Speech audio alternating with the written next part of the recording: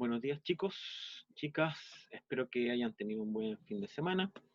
En la clase de hoy nosotros vamos a continuar con el tema que nos habíamos quedado, que era estos gobiernos dictatoriales que se comienzan a dar en Latinoamérica. Sin embargo, el día de hoy lo que vamos a ver es la transición a la democracia. ¿Ya?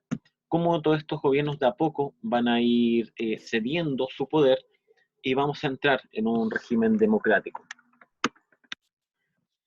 El, Para eso vamos a hacer un pequeño recuento. Habíamos dicho que durante los años 60 y 70 principalmente, Latinoamérica va a ser un escenario donde muchos países van a comenzar con estas dictaduras apoyadas por Norteamérica por este miedo de que aumentara los gobiernos de partidarios de izquierda desde la revolución cubana. ¿Ya? El contexto, la Guerra Fría, donde existían dos superpotencias, en donde uno estaba con un bando o con el otro. ¿Ok? En Brasil va a ser en el 64, en República Dominicana en el 65, en Argentina en el 66 y posteriormente a haber otra dictadura en el 76, Panamá y Perú en el 68, Bolivia 71, Ecuador 72 y Uruguay y Chile en el 73, donde se van a instaurar estos regímenes dictatoriales principalmente de una tendencia más conservadora o de derecha. Las Fuerzas Armadas van a ser las que van a liderar estos gobiernos y se va a intentar aplacar cualquier intento de gobierno tendiente a la izquierda, ¿ya? O al socialismo o al comunismo. La inestabilidad política entonces en la región estaba enmarcada en el contexto internacional, ¿ya? La economía se contraía, seguía en la primera crisis de estado de bienestar posterior a la Segunda Guerra Mundial, y la productividad global de las empresas está en baja, ¿ya? La inversión se contrajo y se estancó la innovación tecnológica capaz de devolver la tasa de rentabilidad. Esto es todo lo que nosotros vimos con la caída del modelo ISI dentro de Latinoamérica, ¿ya? La respuesta en Latinoamérica fue retroceder al siglo XIX y buscar en los militares una suerte de salvación, ¿ya? Esta ideología que va a ser apoyada por las Fuerzas Armadas durante la década del 60 y 70 dentro de toda la región. Pero la tendencia se va a revertir y a mediados de los 70 en Europa del Sur, primero unos años y posteriormente más tarde en Latinoamérica, comienza la tercera ola de democratización a partir de los casos de Grecia y Portugal en el 74 y España en el 75 con todo lo que había dejado Franco. ¿Ya? Esto va a significar de que comience esta nueva idea de democracia dentro del mundo. Para que entiendan el concepto de las olas democráticas, esta es una forma dentro de la historiografía para analizar los procesos, que según se entiende son cíclicos, en donde hay periodos de un auge dentro de lo que es el concepto de democracia dentro de los países. Cuando se produce una crisis muy grande, la creencia en estos sistemas decae y se busca un gobierno más fuerte, autoritario. Posteriormente, por un tema temporal, estos van a terminar cayendo por el contexto que los va a acompañar y se va a volver esta idea democrática. La primera ola la tenemos en el siglo XVIII y XIX. Posteriormente a eso lo tenemos a principios del siglo XX, ¿ya? Y lo tenemos ahora con la tercera ola de los regímenes democráticos, posteriormente a esta dictadura de los años 70, ya donde se vuelve a creer en el régimen y vuelve este sistema que había acompañado y que ha sido en el fondo el más duradero. Tenemos que paulatinamente van a ir cayendo estas dictaduras. ¿Cuál dominó? Se van a ir acabando, ya. Primer eh, a finales de los años 70, por lo cual todas las dictaduras que partieron mucho antes también van a ser las primeras en caer. República Dominicana en el 78, Perú y Honduras en el 80 y 81, Bolivia y Argentina en el 82 y 83, Uruguay y Brasil en el 85, Panamá y Chile en el 89 y finalmente en el 90 Haití y Nicaragua. Esto va a ser acompañado del contexto de la Guerra Fría, que de a poco va a ir decayendo. Su interés, su visión de lo que era un enemigo externo también va a decaer, y eso lo vamos a ver con mayor profundidad más adelante. Entonces, tenemos que la ola llegó a América Latina, la República Dominicana, como les había dicho. Ya la democracia se extendió luego por el este de Europa al sudeste asiático. Este proceso en el fondo se desarrolló en el último cuarto del siglo XX. ¿Ya? Eh, y a muchos politólogos a este proceso se le dice la teoría de la transición a la democracia, en donde a poco vamos dejando estos gobiernos autoritarios y damos este proceso. Se le llama transición porque no va a ser de golpe, no va a ser de que de un año a otro vamos a pasar de un gobierno dictatorial a uno democrático, sino que va a ser un proceso en donde estas dictaduras de a poco van a ir soltando el poder y estos nuevos gobiernos de a poco van a colocarse más empoderados con lo que va a significar esta democracia. ¿Ok? Entonces, tenemos que estos gobiernos cuando dejan el poder, ya, tanto en Ecuador, Perú, Bolivia, Uruguay, Brasil, Paraguay, Chile, principalmente las Fuerzas Armadas decidieron con diferentes, de acuerdo a diferentes niveles de presión externa, por ejemplo, los derechos humanos por parte de la ONU, grandes potencias que acusaban a estos gobiernos, la economía de los gobiernos que se mantenían en dictadura va a ser muy escasa, por lo cual los va a limitar y va a obligar también a que desistan de esto, ¿ya? Los va a obligar entonces a abandonar el gobierno, pero monitoreando bien de cerca la apertura política, en el fondo viendo de qué manera se va a producir esto y no soltando el poder. Lo hicieron estableciendo reglas del juego que después se iban a utilizar para la instauración de un sistema democrático emergente.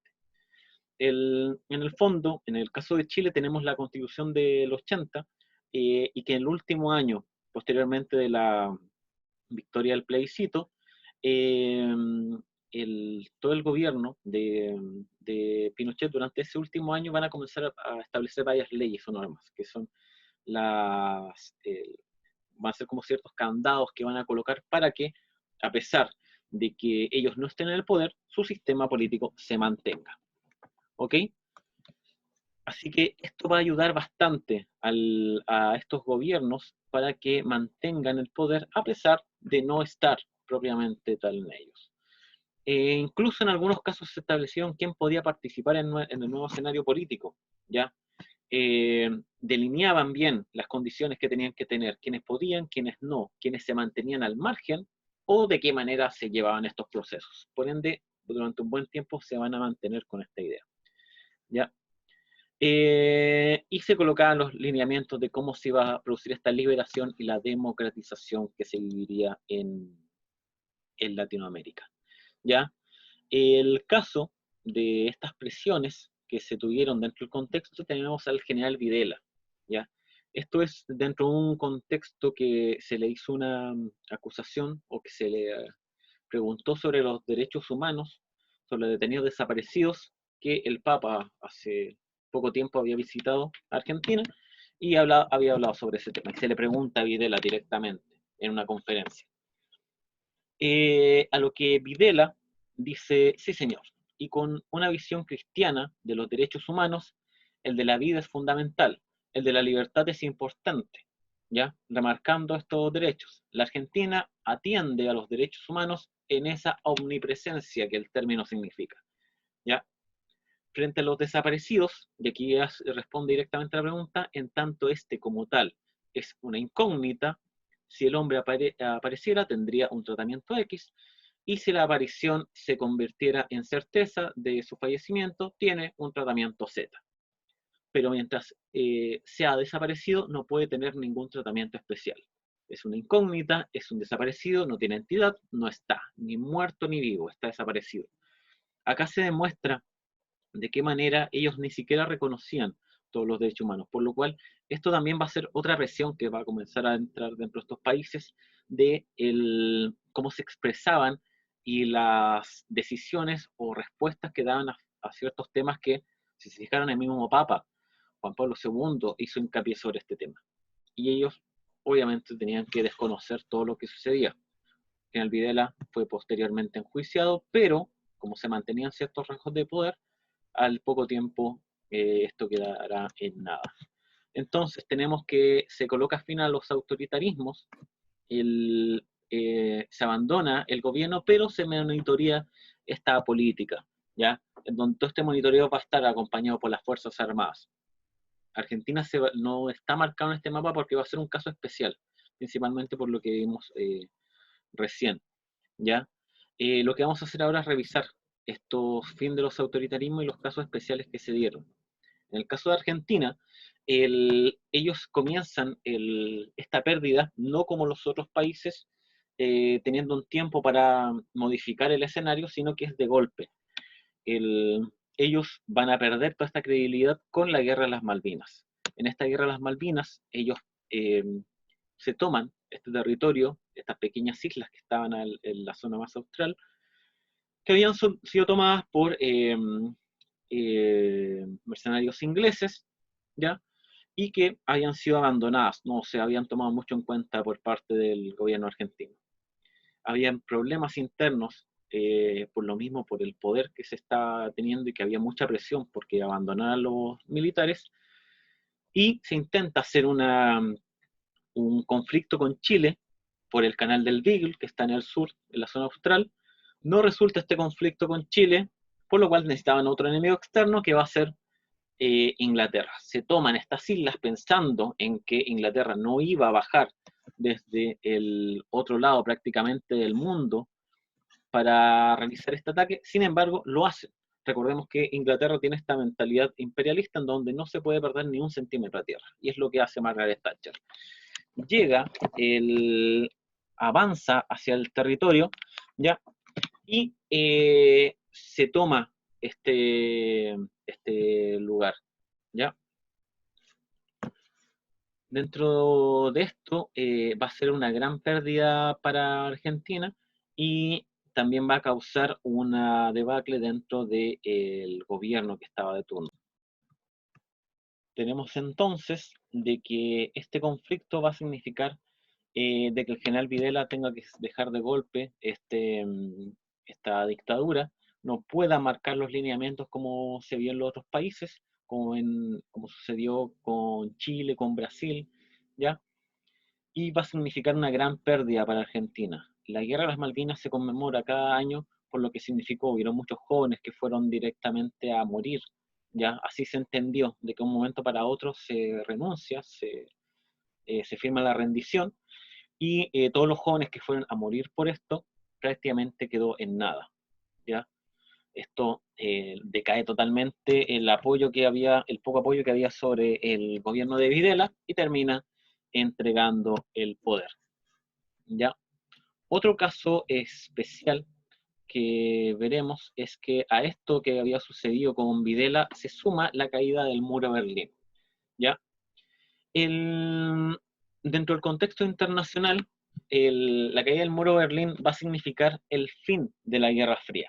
¿Ya? El símbolo que había separado dos naciones, la Alemania Occidental y Oriental, ¿ya?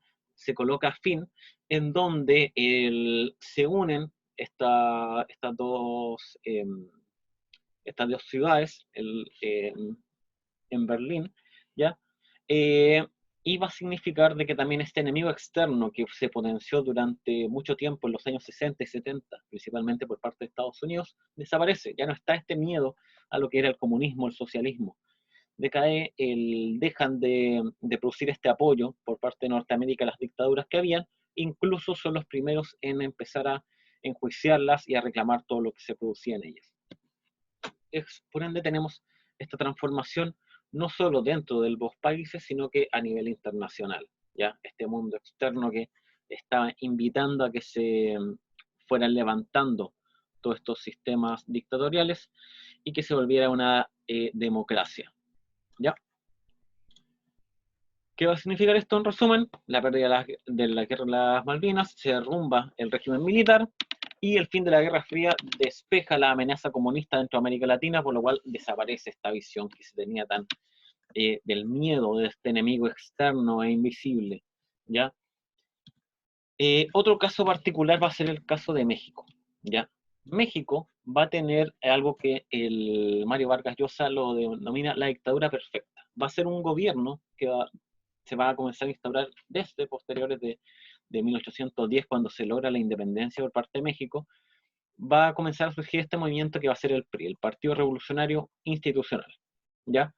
Es un gobierno que parte principalmente como una tendencia un poco más de izquierda, pero no lo es tanto, ¿ya? Es un gobierno autoritario, ¿ya? El poder se va a centrar principalmente en el presidente y las decisiones que ellos tomen, pero va a ser civil. En el fondo, las personas van a apoyar este gobierno.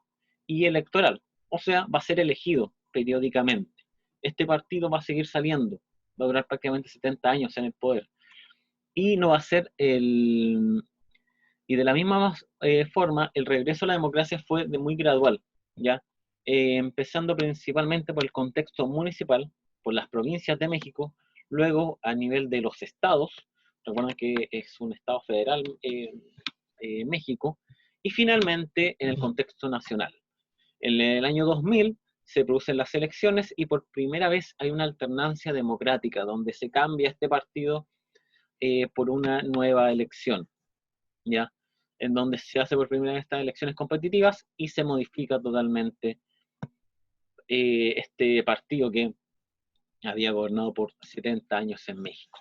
Tenemos entonces, en resumen, que las elecciones libres y competitivas se comienzan a dar principalmente desde los años 75, ya este es un gráfico que muestra el 75 al 2017, en donde si lo analizamos podemos ver que tienen altos y bajos.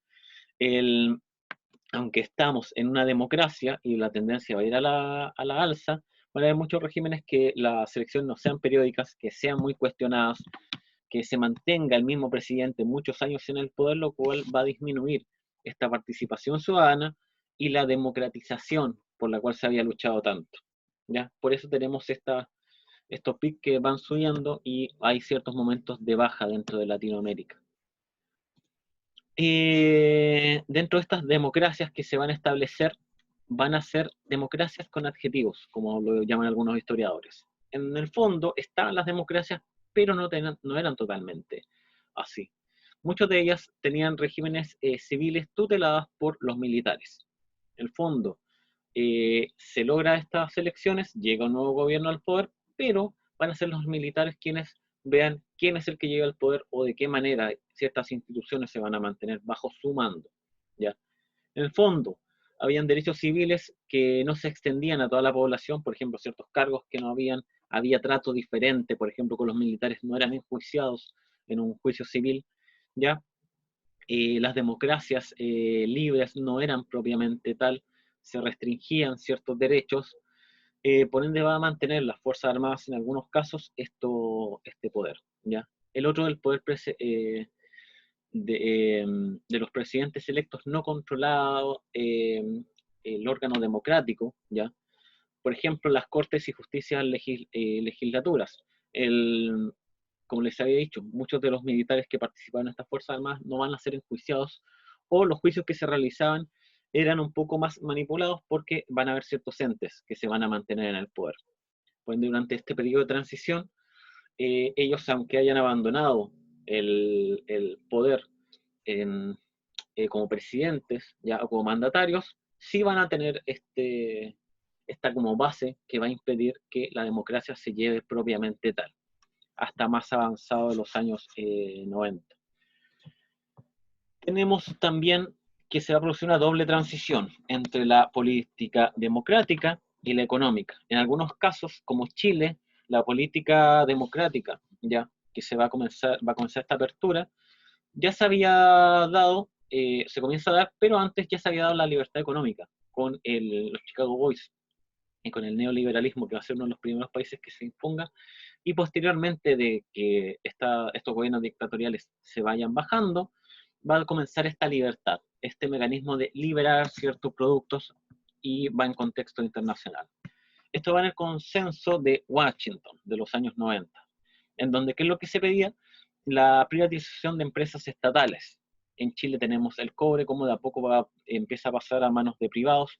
Eh, Ciertas empresas navieras, ciertos productos, empresas de agua también, que pasan a empresas privadas y dejan de ser estatales o nacionales. Lo otro, la desregulación para promover el libre comercio. el neoliberalismo se comienza a establecer en diferentes países, en donde la idea es disminuir las barreras que habían entre países, entre economías, para que el comercio fuera mucho más libre. ¿Ya? La inversión extranjera comienza a entrar más en los países, se reduce el rol del Estado con miras en el fondo a lograr una disciplina fiscal. Un apoyo por parte de todo este comercio extranjero comienza a introducirse.